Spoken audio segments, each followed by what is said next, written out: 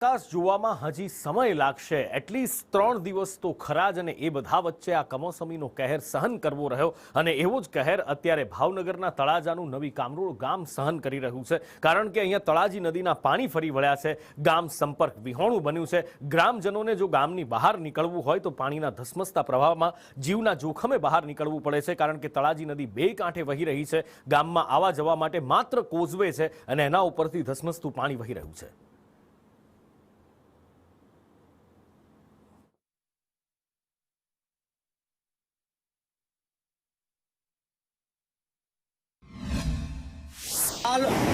તળાજા તાલુકામાંથી અધિકારી કે પદાધિકારી કોઈ ક્યારેય આવ્યા નથી। 24 થી 48 કલાક ગામ સંપર્ક વિહોણું બન્યું છે છતાં કોઈ અધિકારી પદાધિકારી હાલ આવ્યા નથી અને ગામ લોકો પરેશાન છે।